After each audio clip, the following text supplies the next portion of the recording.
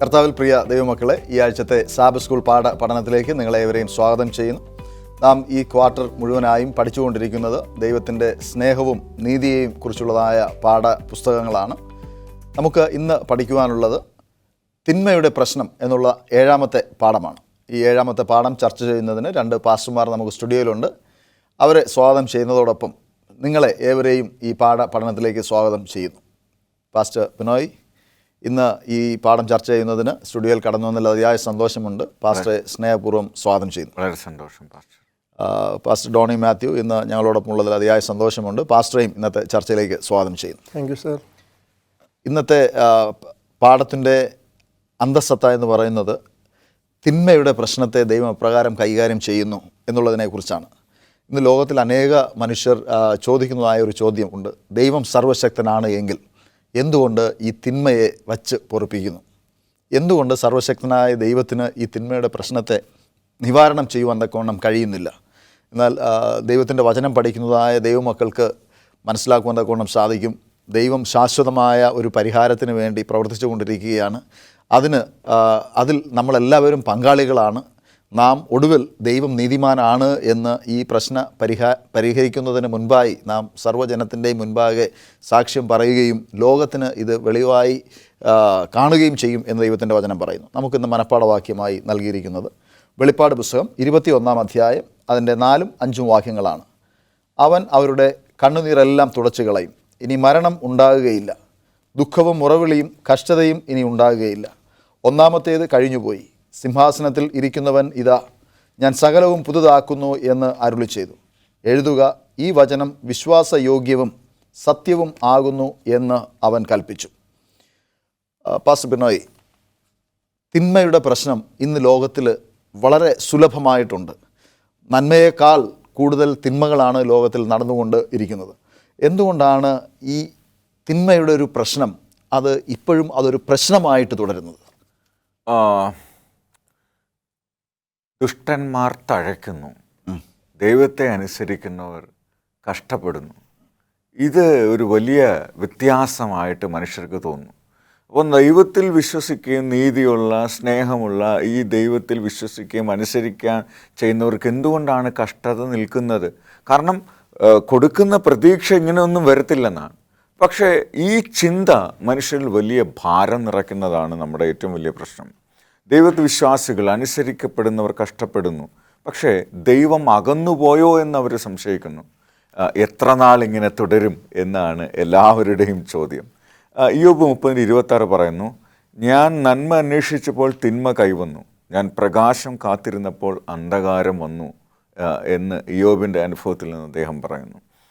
ഞാൻ അങ്ങയോട് പരാതിപ്പെടുമ്പോൾ അവിടുന്ന് തന്നെ നീതിമാനായിരിക്കും, എൻ്റെ പരാതി അങ്ങോട്ട് സമർപ്പിക്കുന്നു എന്നാണ് അദ്ദേഹം പറയുന്നത്. അപ്പോൾ എന്തുകൊണ്ടാണ് ഇതെന്ന് ചോദിച്ചു കഴിഞ്ഞാൽ, നമുക്ക് എന്തുകൊണ്ടിങ്ങനെ വന്നു എന്ന് നമ്മൾ ചോദിക്കുമ്പോൾ അതിൻ്റെ അർത്ഥം ദൈവത്തിൻ്റെ സ്വഭാവം നമ്മൾ മനസ്സിലാക്കുന്നില്ല എന്നുള്ളതാണ്. ദൈവത്തിൻ്റെ പദ്ധതിയെക്കുറിച്ച് നമ്മൾ ശരിക്കും മനസ്സിലാക്കുന്നില്ല എന്നുള്ളതാണ്. ദൈവം പറയുന്നു, എന്നെ അറിയുന്നത് തന്നെ നിത്യജീവനാണ്. ദൈവത്തിൻ്റെ തിന്മയെ എന്നേക്കുമായി അവസാനിപ്പിക്കാനുള്ള ദൈവത്തിൻ്റെ പദ്ധതി എന്താണെന്ന് തിരിച്ചറിയുമ്പോൾ നീ ഈ സംശയത്തിന് സ്ഥാനമില്ല. എങ്കിലും ദൈവത്തിൻ്റെ മക്കളെ സംരക്ഷിക്കുന്നു എന്നുള്ള ഉറപ്പും ദൈവം നൽകുന്നുണ്ട്. പാസ്റ്റർ ഡോണി, കർത്താവ് യേശുക്രിസ്തു ഈ തിന്മയുടെ പ്രശ്നത്തെ പരിഹരിക്കുന്നതിന് വേണ്ടിയാണ് ഈ ഭൂമിയിലേക്ക് വന്നത്. എന്നാൽ കർത്താവ് യേശുക്രിസ്തു കാൽവറി ക്രൂശിൽ മരിക്കുന്നതായ സമയത്ത് ദൈവത്തോട് ഒരു പ്രാർത്ഥനയുണ്ട്, എൻ്റെ ദൈവമേ എന്നെ കൈവിട്ടത് എന്ത്? അപ്പോൾ ഇത്രമാത്രം ഭീകരമായ ഒരു പ്രശ്നം എന്തുകൊണ്ടാണ് ഈ ലോകത്തിൽ ഇങ്ങനെ ഇപ്പോഴും നിലനിൽക്കുന്നത്? എന്തുകൊണ്ടാണ് നാം അതിൻ്റെ ഭാഗമായി തീരുന്നത്? കർത്താവ് ക്രൂശിൽ പറഞ്ഞത്, എൻ്റെ ദൈവമേ നീ എന്നെ കൈവിട്ടത് എന്തെന്ന് പറയത്തക്കവണ്ണം അങ്ങനെ പറയേണ്ടി വന്നത് ഈ ലോകത്തിലെ ജനങ്ങൾ ചെയ്ത പാപത്തിൻ്റെ ക്രൂരത അല്ലെങ്കിൽ അതിൻ്റെ ഭാരം അത്രയ്ക്ക് ഭയങ്കരമായിരുന്നു. ഒരു മനുഷ്യന് താങ്ങാൻ കഴിയുന്നതിലും അപ്പുറമായിരുന്നു സകല ലോക മനുഷ്യരും ചെയ്തിരിക്കുന്ന പാപം. ആ പാപം എല്ലാം കർത്താവ് യേശുക്രിസ്തു തൻ്റെ ചുമലിൽ വഹിക്കുകയാണ്. അതുകൊണ്ട് ആ ഒരു നിമിഷത്തേക്ക് കർത്താവ് ആ പാപഭാരത്താൽ ചോദിച്ചു പോവുകയാണ്, നീ എന്നെ കൈവിട്ടതെന്ത്? എങ്കിലും കർത്താവ് പറയുന്നതാണ്, എൻ്റെ ഇഷ്ടമൊന്നുമല്ല, അങ്ങയുടെ ഇഷ്ടം നിറവേറും, ഞാനിതാ എന്നെ അങ്ങയുടെ കരങ്ങളിൽ പരമേൽപ്പിക്കുന്നു എന്ന് കർത്താവ് പറയുകയാണ്. അപ്പോൾ ദുഷ്ടത ഈ ലോകത്ത് നടക്കുന്നതിൻ്റെ കാരണം നമ്മൾ മനസ്സിലാക്കുമ്പോൾ ഇത് ഇവിടെ തുടങ്ങിയതല്ല, ഇത് സ്വർഗത്തിൽ തുടങ്ങിയതാണ്. സ്വർഗത്തിൽ ലൂസിഫർ കർത്താവിനോടൊപ്പം, കർത്താവ് നല്ല പദവിയൊക്കെ അവന് കൊടുത്ത് ദൂതന്മാരിൽ ഏറ്റവും അഗ്രഗണ്യനാക്കി വെച്ചിരുന്ന ലൂസിഫർ അവൻ്റെ സ്ഥാനത്തിൽ അധികമായി ദൈവത്തിൻ്റെ സ്ഥാനം മോഹിച്ചതുകൊണ്ട്, ദൈവത്തിൻ്റെ സ്വഭാവം ആഗ്രഹിച്ചില്ല, ദൈവത്തിൻ്റെ സ്ഥാനം മാത്രം മോഹിച്ചു, അധികാരം മോഹിച്ചു. അങ്ങനെ അവൻ്റെ ഹൃദയത്തിലുണ്ടായ അഹങ്കാരം ആണ് അല്ലെങ്കിൽ ഈ ദുഷ്ടതയ്ക്ക് ആരംഭം അവിടെ കുറിക്കുന്നത്. അത് ഇന്നും സാത്താൻ നിലനിൽക്കുന്നത് കൊണ്ട് ഭൂമിയിൽ മനുഷ്യരുടെ ഇടയിലേക്ക് അവൻ ആ ദൈവത്തെക്കുറിച്ച് അപവാദം പറഞ്ഞുകൊണ്ട് മനുഷ്യരുടെ ഇടയിൽ ദൈവത്തെക്കുറിച്ച് അപവാദം പറയുകയും ദൈവസന്നിധിയിൽ മനുഷ്യരെക്കുറിച്ച് അപവാദം പറയുകയും ചെയ്യുന്നത് കൊണ്ട് ദുഷ്ടത ഇങ്ങനെ പെരുകിപ്പോകുന്നതായിട്ട് നമുക്ക് തോന്നുമെങ്കിലും ഇതിനൊരവസാനമുണ്ട്. പാസ്റ്റർ ബിനോയ്, ഈ തിന്മയുടെ പ്രശ്നം അവസാനിച്ചിട്ടില്ല എന്നാണ് ഡോണി മാത്യു സാറ് പറഞ്ഞു നിർത്തിയത്. അപ്പോൾ ഈ പ്രശ്നം നിലനിൽക്കെ തന്നെ ഈ തിന്മയുടെ പ്രശ്നത്തെ പരിഹരിക്കുന്ന വിധത്തിൽ സഹായകരമാകുന്ന രീതിയിൽ, പരിഹരിക്കാൻ സഹായകരമാകുന്ന രീതിയിൽ നമുക്ക് നമ്മുടെ സംസാരങ്ങളിൽ, നമ്മുടെ ഇടപെടലുകളിൽ, നമ്മുടെ പ്രവൃത്തികളിൽ എപ്രകാരം ഇടപെടുവാൻ സാധിക്കും? ഇയ്യോബിന് ഇതേ ഒരു സാഹചര്യമാണ് ഉണ്ടായിരുന്നത്. ഇയ്യോബിനോട് ദൈവം ചോദിക്കുന്ന ഒരു ചോദ്യമുണ്ട്, 38:1. അനന്തരം യഹോവ ചുഴൽക്കാറ്റിൽ നിന്ന് ഇയ്യോബിനോട് ഉത്തരം അരുളി ചെയ്തെന്നാൽ, അറിവില്ലാത്ത വാക്കുകളാൽ ആലോചനയെ ഇരുളാക്കുന്ന നാര്, നീ പുരുഷനെ പോലെ അരമുറുക്കിക്കൊള്ളുക. ഞാൻ നിന്നോട് ചോദിക്കും, എന്നോട് ഉത്തരം പറയുക. ഞാൻ ഭൂമിക്ക് അടിസ്ഥാനമിട്ടപ്പോൾ നീ എവിടെയായിരുന്നു? നിനക്ക് വിവേകമുണ്ടെങ്കിൽ പ്രസ്താവിക്കുക. അതിൻ്റെ അളവ് നിയമിച്ചവനാർ, ഇതിൻ്റെ അളവ് നൂൽ പിടിച്ചവനാർ. ദൈവത്തിൻ്റെ പദ്ധതിയെക്കുറിച്ച് മനുഷ്യൻ്റെ അറിവ് പരിമിതമാണ്. അതുകൊണ്ട് നമുക്ക് എന്തുകൊണ്ട് ഇത് സംഭവിക്കുന്നു എന്നുള്ള ചോദ്യത്തിന് അല്ലെങ്കിൽ അതിൻ്റെ അവസാനത്തെക്കുറിച്ച്, ദൈവത്തിൻ്റെ ഇഷ്ടം ഇത് അവസാനിപ്പിക്കാനുള്ള ദൈവത്തിൻ്റെ പദ്ധതിയെക്കുറിച്ച് നമുക്ക് അറിവില്ലാത്തതുകൊണ്ടാണ് ഇങ്ങനെയുള്ള വാക്കുകൾ കൊണ്ട് ദൈവത്തെ മടുപ്പിക്കുന്നത്. അതാണ് നമ്മുടെ പ്രതീക്ഷ അസ്തമിക്കുന്നത്. പരിഹാരം ദൈവത്തിൻ്റെ പദ്ധതിയെ നന്നായി അറിയുമ്പോൾ ഈ ചോദ്യത്തിന് സ്ഥാനമില്ല. ദൈവത്തിൻ്റെ സംരക്ഷണം നമുക്ക് തിരിച്ചറിയാൻ പറ്റും. നമുക്ക് ഒരുപക്ഷെ ദൈവത്തിൻ്റെ പദ്ധതി പൂർണ്ണമായി അറിയാത്തത് കൊണ്ടുകൂടെയാണ് നമ്മുടെ ആശങ്കകളും നമ്മുടെ ബുദ്ധിമുട്ടുകളും. ഇതൊക്കെ അറിയുന്നതായ ദൈവത്തിന് അതേക്കുറിച്ച് ഒരാശങ്കയുമില്ല. നമുക്കൊരു ഇടവേളയുടെ സമയമാണ്. പ്രിയ പ്രേക്ഷകരെ, ഒരു ചെറിയ ഇടവേളയ്ക്ക് ശേഷം ഞങ്ങൾ മടങ്ങി വരും. ഞങ്ങളോടൊപ്പമായിരിക്കും. പ്രിയ ദൈവമക്കളെ, ഈ ചർച്ചയിലേക്ക് നിങ്ങളെ വീണ്ടും സ്വാഗതം ചെയ്യുന്നു. പാസ്റ്റർ ടോണി, ദൈവം ഇയ്യോബുമായി ചില സംവാദങ്ങൾ നടത്തുന്നതായിട്ട് നമുക്ക് വേദപുസ്തകത്തിലൂടെ മനസ്സിലാക്കുവാൻ തക്കവണ്ണം സാധിക്കും. ഇയ്യോബ് ദൈവത്തോട് ചില ചോദ്യങ്ങൾ ചോദിക്കുവാൻ മുതിരുകയും, എന്നാൽ മറിച്ച് ദൈവം ചില ചോദ്യങ്ങൾ ചോദിച്ചപ്പോൾ ഇയ്യോബിന് ഉരിയാടാൻ കഴിയാത്ത വിധം മൗനമായിരിക്കേണ്ടതായ അവസ്ഥ വന്നു. എന്തുകൊണ്ടാണ് ഈ ദൈവത്തിൻ്റെ ഉത്തരം അഥവാ മറു ചോദ്യങ്ങൾ ഇയ്യോബിനെ ഈ പ്രശ്നത്തിലേക്ക് വെളിച്ചം വീശുവാൻ തക്കവണ്ണം കാരണമായി തീർന്നത്? ശരിക്കും പറഞ്ഞാൽ ഇയ്യോബ് നേരത്തെ കുറേ കാര്യങ്ങൾ വിചാരിച്ചിരുന്നു. പക്ഷേ ഇപ്പോൾ ഈ ചോദ്യങ്ങൾ വന്നപ്പോൾ ഇയ്യോബിന് മനസ്സിലായി അവൻ അറിയാവുന്നത് വളരെ പരിമിതമാണ്. അപ്പോൾ ദൈവം അവനോട് അത് തന്നെ പറയാണ്, നിനക്ക് അറിവില്ലാത്ത കാര്യത്തെക്കുറിച്ച് നീ കൂടുതൽ സംസാരിക്കേണ്ട, പറയണ്ട. അറിയാവുന്ന കാര്യങ്ങൾ മനസ്സിലാക്കിയാൽ മാത്രം മതി. നിനക്ക് എന്തറിയാം? ഞാൻ ഈ ഭൂമിക്ക് അടിസ്ഥാനം ഇട്ടപ്പോൾ നീ ഉണ്ടായിരുന്നോ? നിനക്കറിയാമോ ഞാൻ എങ്ങനെ ഇതിട്ടതെന്ന്? ഈ ആകാശത്തെ ഉറപ്പിച്ചത് എങ്ങനെ നിനക്കറിയാമോ? നിനക്കറിവില്ല. അതുകൊണ്ട് തന്നെ ഈ കാര്യങ്ങളെക്കുറിച്ചൊന്നും നിൻ്റെ അറിവ് വളരെ പരിമിതമാണ്. എന്നാൽ നീ അതിനെക്കുറിച്ചൊന്നും ഭാരപ്പെടുകയും വേണ്ട. ദൈവം പറയുന്നത് എനിക്കറിയാം എന്താ ചെയ്യേണ്ടതെന്ന്, എന്നെ നീ പഠിപ്പിക്കേണ്ട കാര്യമില്ല എന്ന് ദൈവം ശരിക്കും പറഞ്ഞാൽ ഇയ്യോബിനൊരു ഉപദേശം കൊടുക്കുകയാണ്. നിനക്ക് അറിയാവുന്നത് വളരെ പരിമിതമാണ്. പക്ഷേ നീ തിരിച്ചറിയേണ്ടത് ദൈവം അതിലൊക്കെ ഉന്നതനാണ്. ദൈവം ആരംഭത്തിലെ അവസാനം അറിയുന്നൊരു ദൈവമാണ്. അതുകൊണ്ട് ആ ദൈവത്തിൽ വിശ്വസിച്ചാൽ മതി എന്ന ഉത്തരം കൊടുക്കുമ്പോൾ ഇയ്യോബ് തിരിച്ചറിയാൻ ശ്രമിക്കുകയാണ് ഇയ്യോബ് ആരാണെന്നും ഇയ്യോബിൻ്റെ പ്രവൃത്തി എന്ന്. അടുത്ത അധ്യായത്തിലൊക്കെ പറയുന്നുണ്ട്, അയ്യോ ഞാൻ പറഞ്ഞു പോയല്ലോ, ഇങ്ങനെ ദൈവത്തോട് പറഞ്ഞു പോയല്ലോ എന്ന് പറയുന്നു. ഇയ്യോബിനെ ദൈവം സ്നേഹിക്കുന്നത് കൊണ്ടാണ് ഇയ്യോബിനോട് ഈ കാര്യങ്ങളൊക്കെ ദൈവം സംസാരിക്കുവാൻ തക്കവണ്ണം മുതിരുന്നത്. ഒരുപക്ഷെ നമ്മളൊക്കെ ദൈവത്തോട് ഇങ്ങനെയുള്ളതായ ചോദ്യങ്ങൾ ചോദിച്ചു കഴിഞ്ഞാൽ ദൈവം ഇതുപോലൊന്നും ഉത്തരം പറയില്ല. ഒരുപക്ഷെ ദൈവാത്മാവ് നമ്മെ പ്രേരിപ്പിച്ചിട്ട് നീ കൂടുതൽ വേദപുസ്തകം വായിക്കാനും പഠിക്കാനും, കുറേ കൂടെ നാം നേരത്തെ മലാഖിയുടെ പുസ്തകത്തിൽ വായിച്ചതുപോലെ കുറേ കൂടെ താഴ്മയോടിരിക്കാനും ദൈവത്തിൻ്റെ ഹിതം എന്താണ് മനസ്സിലാക്കാനുമുള്ളതായ ഒരു സമയം നീ കണ്ടെത്താൻ ദൈവം നമ്മോട് ആവശ്യപ്പെടും. പാസ്റ്റർ ബിനോയ്, ദൈവത്തിൻ്റെ ദാസനായ ഇയ്യോബ് ദൈവത്തോട് ചോദ്യങ്ങൾ ചോദിച്ചു. ദൈവം ചില ചോദ്യങ്ങൾ തിരിച്ചു ചോദിച്ചു. യോബിന് മനസ്സിലാകുന്നില്ല എന്നുള്ളതായ ഒരവസ്ഥ അവിടെ വരുന്നതായിട്ട് കാണുവാൻ തക്കവണ്ണം സാധിക്കും. പ്രത്യേകിച്ച് 42-ാം അധ്യായം, യോബിൻ്റെ പുസ്തകം 42-ാം അധ്യായം അതിൻ്റെ 3-ാം വാക്യത്തിൽ യോബിൻ്റെ പ്രതികരണം നമുക്ക് കാണുവാൻ തക്കവണ്ണം സാധിക്കും. എന്താണ് യോബ് പറഞ്ഞത്? അറിവ് കൂടാതെ ആലോചനയെ മറിച്ച് കളയുന്നത് ആരാണ്? ഇദ്ദേഹത്തെ ഈ ഒരു ആശയക്കുഴപ്പത്തിലേക്ക് കൊണ്ടെത്തിക്കുന്നത് ആരാണ് എന്നുള്ളൊരു ചോദ്യമാണ് യോബിനോട് ദൈവം ചോദിക്കുന്നത്. ആ ചോദ്യത്തിന് ഉത്തരമുണ്ട്, ഒരർത്ഥമുണ്ട്. ഓരോ മനുഷ്യനെയും ഇത്തരത്തിലുള്ള ഒരു ആശയക്കുഴപ്പത്തിലേക്ക് നയിക്കുന്നത് തിന്മയുടെ കാരണക്കാരനായിട്ടുള്ള ഒരാളാണ്. അതിന് ഒരേ ഒരു പരിഹാരം കർത്താവിൻ്റെ വാഗ്ദത്തങ്ങളിൽ വിശ്വസിക്കുക എന്നുള്ളതാണ്. കർത്താവ് വരും, എല്ലാം ശരിയാകും. കർത്താവ് വരുന്നതുവരെ നമ്മളെല്ലാവരും ദൈവത്തിൻ്റെ പദ്ധതിക്ക് വേണ്ടി ക്ഷമയോടെ കാത്തിരിക്കണം. അതുകൊണ്ടാണ് പറയുന്നത് ദൈവത്തിൻ്റെ കൽപ്പനയും വിശ്വാസവും കാത്തുകൊള്ളുന്ന വിശുദ്ധന്മാരുടെ സഹിഷ്ണുത കൊണ്ട് ഇവിടെ ആവശ്യമെന്ന്. ഈ പ്രശ്നങ്ങൾക്ക് മുമ്പിൽ നമ്മൾ ക്ഷമയില്ലാതെ പരിതപിക്കാൻ തുടങ്ങിക്കഴിഞ്ഞാൽ നമുക്ക് ഉത്തരം കിട്ടത്തില്ല. ദൈവത്തിൻ്റെ വാക്കിൽ വിശ്വസിക്കുക, ദൈവത്തിൻ്റെ പ്ലാനിൽ വിശ്വസിക്കുക, അവൻ്റെ രക്ഷാപദ്ധതിയിൽ വിശ്വസിക്കുക മാത്രം മതി. ദൈവത്തിൻ്റെ സംരക്ഷണയും കരുതലും എപ്പോഴും നമുക്കൊപ്പം ഉണ്ടാകും. ദൈവം പറഞ്ഞു, ഞാൻ നിന്നെ ഒരു നാളും അനാഥനായി വിടുകയില്ല, ഞാനോ ലോകാവസാനത്തോളം എല്ലാ നാളും നിൻ്റെ കൂടെ ഉണ്ടാകും, നിർണയപ്രകാരം വിളിക്കപ്പെട്ടവർക്ക് സകലവും നന്മയ്ക്കായി കൂടി വ്യാപരിക്കുന്നു എന്ന് കാണുമ്പോൾ തീർച്ചയായിട്ടും നമുക്ക് മറ്റൊരു മനുഷ്യന് സഹിക്കാൻ കഴിയാത്ത ഒരു പ്രയാസവും ഞാൻ നിനക്ക് തരികയില്ല, അങ്ങനെ ഒരു പ്രയാസമുണ്ടായാൽ അതിനൊപ്പം ഞാനൊരു പോക്കുവഴി കൂടി നിങ്ങൾക്ക് നൽകിത്തരും എന്നും കർത്താവ് പറയുന്നുണ്ട്. പാസ്റ്റർ ഡോണി, ഈ നന്മതിന്മകളെക്കുറിച്ചാണ് നമ്മൾ സംസാരിച്ചു കൊണ്ടിരിക്കുന്നത്. ദൈവം മനുഷ്യനുമായിട്ട് സംവാദിക്കുകയും മനുഷ്യനോട് ചില ചോദ്യങ്ങൾ ചോദിക്കുകയും അവണ്ണം തന്നെ നമ്മോടും ദൈവം നിരന്തരമായി ചോദ്യങ്ങൾ ചോദിച്ചുകൊണ്ടിരിക്കുകയാണ്. നാം ഇന്ന് ഈ നന്മതിന്മകളുടെ അന്തരംഗങ്ങളെ അറിയുന്നത് പോലെ അത്ര ലളിതമാണോ ഈ തിന്മയുടെ പ്രശ്നം? അത്ര ഈസിയായിട്ട് കൈകാര്യം ചെയ്യാൻ പറ്റുന്നതായൊരു വിഷയമാണോ? എങ്ങനെയാണത് ദൈവം അതിനെ കാണുന്നത്? യെശയ്യാപ്രവചനം 55-ാം അധ്യായം 8-ാമത്തെ വാക്യം നമുക്ക് വായിക്കും. അവിടെ അതിനൊരു ഉത്തരമുണ്ട്. അതിങ്ങനെയാണ് പറയുന്നത്: എൻ്റെ വിചാരങ്ങൾ നിങ്ങളുടെ വിചാരങ്ങളല്ല. വളരെ ലളിതമായിട്ടാണ് ദൈവത്തിൻ്റെ മറുപടി. എൻ്റെ വിചാരങ്ങൾ നിങ്ങളുടെ വിചാരങ്ങളല്ല, നിങ്ങളുടെ വഴികൾ എൻ്റെ വഴികളുമല്ല.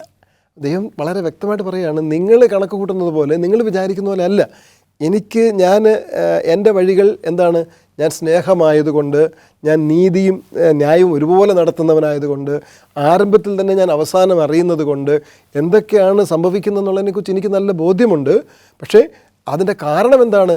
ഞാൻ നിങ്ങൾക്ക് തന്നിരിക്കുന്നതായ തിരഞ്ഞെടുപ്പിൻ്റെ അവകാശത്തെ നിങ്ങൾ തെറ്റായി ഉപയോഗിച്ചതുകൊണ്ടാണ്. നിങ്ങൾ അതിനെ തെറ്റായി ഉപയോഗിച്ചുകൊണ്ടാണ് നിങ്ങൾ ഇങ്ങനെ ചിന്തിക്കുന്നതും പോകുന്നതും. പക്ഷേ എൻ്റെ വിചാരം അങ്ങനെയല്ല, എൻ്റെ വഴികൾ അങ്ങനെയല്ല. എൻ്റെ വഴികൾ നേരായ വഴികളാണ്, അത് ഉറപ്പുള്ള വഴിയാണ്, മാറാത്ത വഴിയാണ്, വാഗ്ദത്തത്തിൽ നിന്ന് ഞാൻ പിന്മാറുന്നവനല്ല. ഇതെല്ലാം കൃത്യമായിട്ട് പറയുകയാണ്. അപ്പോൾ നമ്മൾ ഇന്ന് എന്താ പറയുക, ഇതിൻ്റെ പരിഹാരം എന്തെന്ന് ചോദിച്ചാൽ, ഇന്നത്തെ ഈ പ്രശ്നങ്ങൾക്ക്, ഈ ദുഷ്ടതകൾക്ക് പരിഹാരം എന്തെന്ന് ചോദിച്ചാൽ, ദൈവം ഓൾറെഡി അതിൻ്റെ പരിഹാരമെല്ലാം ചെയ്ത് കഴിഞ്ഞു. നമ്മളതിൽ വിശ്വസിച്ചാൽ മാത്രം മതി. കർത്താവ് യേശുക്രിസ്തു ഇതെല്ലാം മാറ്റി. അതാണ് ദൈവത്തിൻ്റെ വഴി, അതിൽ നിന്നെല്ലാം മാറ്റുന്ന വഴി. ആ വഴിയിൽ കർത്താവ് പറഞ്ഞല്ലോ, ഞാൻ തന്നെ വഴിയും സത്യവും ജീവനുമാകുന്നു. അത് നമ്മളൊന്ന് തിരിച്ചറിഞ്ഞിട്ട് അതിലേക്ക് പോയാൽ മാത്രം മതി. എല്ലാം ഭംഗിയായിട്ട് പോകും. നമ്മളൊന്നിനെക്കുറിച്ചും ആശങ്കപ്പെടേണ്ടതേ ഇല്ല. കർത്താവ് നമുക്ക് വേണ്ടി പ്രവർത്തിക്കുന്നത് കൊണ്ട് നാം അതിനധികമായിട്ട് സമയം കളയേണ്ടതായ ആവശ്യമില്ല. പാസ്റ്റർ, 73-ാം സങ്കീർത്തനത്തിൻ്റെ ഒരു ഭാഗം ഈ ആഴ്ചയുടെ പാഠത്തിൻ്റെ പരാമർശമാണ്. ഈ ദുഷ്ടത തനിക്ക് ചുറ്റും നിലനിൽക്കുമ്പോൾ സങ്കീർത്തനക്കാരൻ എങ്ങനെയാണ് അതിനെ അഭിമുഖീകരിക്കുന്നത്? സങ്കീർത്തനക്കാരൻ്റെ സംശയം ദൈവത്തിൽ വിശ്വസിക്കുന്നു എന്നുള്ള സംശയമാണ് യഥാർത്ഥത്തിൽ. ഞാൻ വിശ്വസിക്കുന്നുണ്ടോ? ഇത് എല്ലാ മനുഷ്യരുടെയും പ്രശ്നമാണ്. നമ്മളുടെ വിശ്വാസത്തിൻ്റെ അളവ് എത്ര എന്നതിനെ ആശ്രയിച്ചാണ് ഈ പ്രശ്നങ്ങളെ അതിജീവിക്കാനുള്ള നമ്മുടെ ശക്തി കിട്ടുക. അപ്പം നമ്മൾ അങ്ങനെ ഒരു ആശയക്കുഴപ്പത്തിലേക്ക് പോവുകയാണെങ്കിൽ തീർച്ചയായിട്ടും നമുക്ക് അതിൽ നിന്ന് പുറത്തു വരാൻ പറ്റത്തില്ല. ഇതിൻ്റെ ഉത്തരം നമുക്ക് കാണുന്നത് സമാഗമന കൂടാര ശുശ്രൂഷയിലാണ്.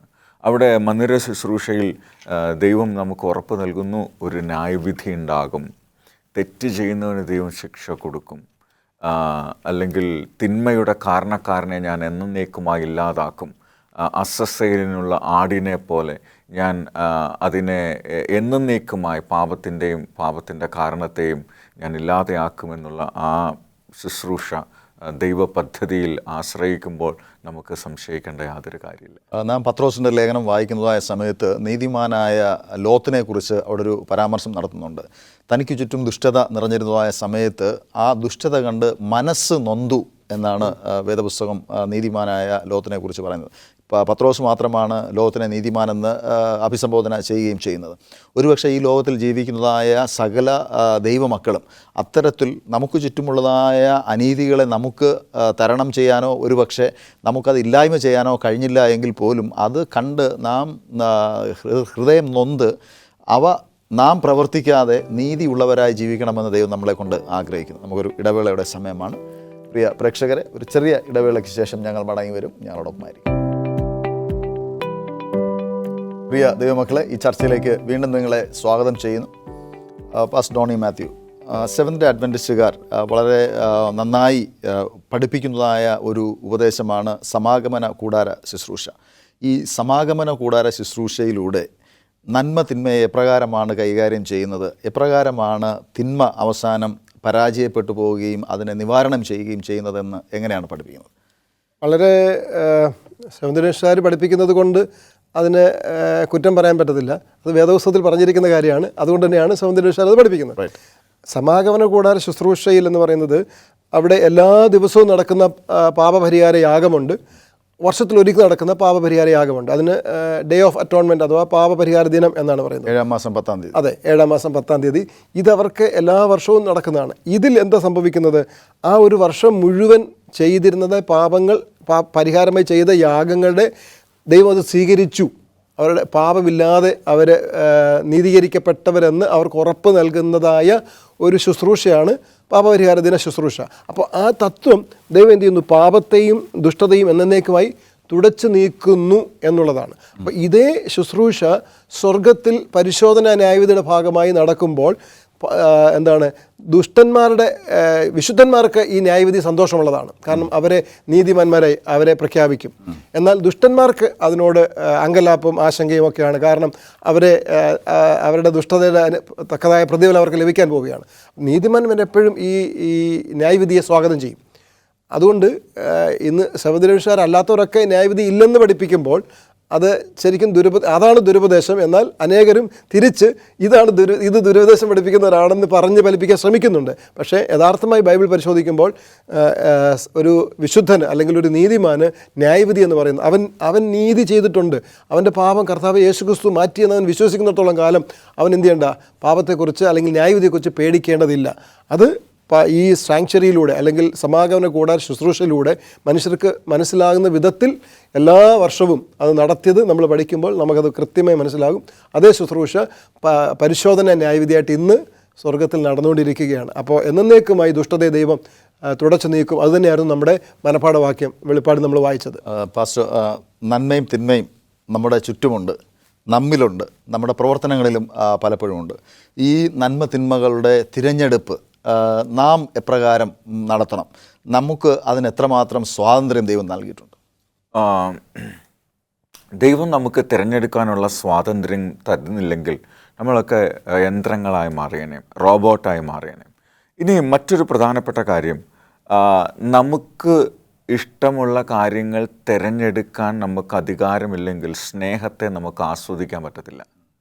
കാരണം സ്നേഹം തിരഞ്ഞെടുത്താൽ സ്നേഹത്തെ അനുഭവിക്കാനും തെറ്റ് തിരഞ്ഞെടുത്താൽ തെറ്റിൻ്റെ അനന്തരഫലങ്ങളും ആസ്വദിക്കാൻ പറ്റും. ഇതിനെ തമ്മിൽ നമ്മൾക്ക് താരതമ്യം ചെയ്യുമ്പോൾ മാത്രമേ സ്നേഹത്തിൻ്റെ മൂല്യം, ദൈവസ്നേഹത്തിൻ്റെ മൂല്യം, ക്ഷമയുടെ മൂല്യം എന്താണെന്ന് നമുക്ക് അറിയാൻ പറ്റുകയുള്ളൂ. അപ്പോൾ ഈ തെറ്റുകൾ ഉണ്ടാകുന്നതിൻ്റെ കാരണം എന്താണ്? അല്ലെങ്കിൽ ഈ കോൺസിക്വൻസ് അല്ലെങ്കിൽ വേദന, പ്രയാസങ്ങൾ, നമ്മൾ തെറ്റ് തിരഞ്ഞെടുക്കുന്നതിൻ്റെ കോൺസിക്വൻസാണ്, പ്രതികരണമാണ് ഈ വേദന, വിഷമം എന്നൊക്കെ പറയുന്നത്. അത് ദൈവം നൽകിയ സ്വാതന്ത്ര്യത്തെ, തിരഞ്ഞെടുക്കാനുള്ള സ്വാതന്ത്ര്യത്തെ ദുരുപയോഗം ചെയ്യുന്നത് കൊണ്ടാണ്. നമ്മൾ തെറ്റ് തിരഞ്ഞെടുക്കാൻ തീരുമാനിക്കുന്നത് കൊണ്ടാണ് നമുക്ക് ഈ ദുഷ്ടതയുടെ, ഈ വേദനയുടെ അനുഭവങ്ങൾ അല്ലെങ്കിൽ നമുക്ക് തോന്നുന്നത്. ആദമും ഹവ്വയും കഴിക്കരുതെന്ന് പറഞ്ഞ പഴം കഴിച്ചാൻ തിരഞ്ഞെടുത്തത് കൊണ്ടാണ് ഈ പ്രശ്നങ്ങളുണ്ടായത്. കയീൻ ഹാബിലിൻ്റെയും കാര്യത്തിൽ ഹാബിലിനെ കൊല്ലാൻ കയീൻ തിരഞ്ഞെടുത്തത് കൊണ്ടാണ് ആ പ്രശ്നങ്ങൾ. മിക്കവാറും തിരഞ്ഞെടുക്കാനുള്ള സ്വാതന്ത്ര്യം വേണം, ഉണ്ടായേ പറ്റുള്ളൂ, ഇല്ലെങ്കിൽ ദൈവസ്നേഹത്തെ തിരിച്ചറിയാൻ പറ്റില്ല. ഇനി തെറ്റ് തിരഞ്ഞെടുത്താൽ തീർച്ചയായും അതിൻ്റെ പരിണിത ഫലം നാം അനുഭവിക്കേണ്ടതായി. പാസ്റ്റർ, നമുക്ക് ചുറ്റും തിന്മയുണ്ട്. ഈ തിന്മ ഉണ്ടെങ്കിലും നാം ദൈവത്തിൽ ആശ്രയിക്കേണ്ടതിൻ്റെ ആവശ്യകത എന്താണ്? നമ്മളിപ്പോൾ പറഞ്ഞു നിർത്തിയത് ദൈവം മനുഷ്യരെ സൃഷ്ടിച്ചത് തിരഞ്ഞെടുപ്പിൻ്റെ സ്വാതന്ത്ര്യത്തോടു കൂടിയാണ്. പക്ഷേ എന്ത് സംഭവിച്ചു? ആ ദൈവം കൊടുത്തതായ സ്വാതന്ത്ര്യമല്ല കുഴപ്പമുണ്ടാക്കിയത്, ആ സ്വാതന്ത്ര്യത്തെ അവർ ദുരുപയോഗം ചെയ്തു, അല്ലെങ്കിൽ തെറ്റായി ഉപയോഗിച്ചു. തിരഞ്ഞെടുക്കേണ്ടതിന് പകരം തെറ്റിനെ തിരഞ്ഞെടുത്തത് കൊണ്ടാണ് ഈ ദുരന്തമൊക്കെ ഉണ്ടായത്. അതിൻ്റെ പരിണിത ഫലം നമ്മൾ അനുഭവിക്കേണ്ടി വരുന്നത്.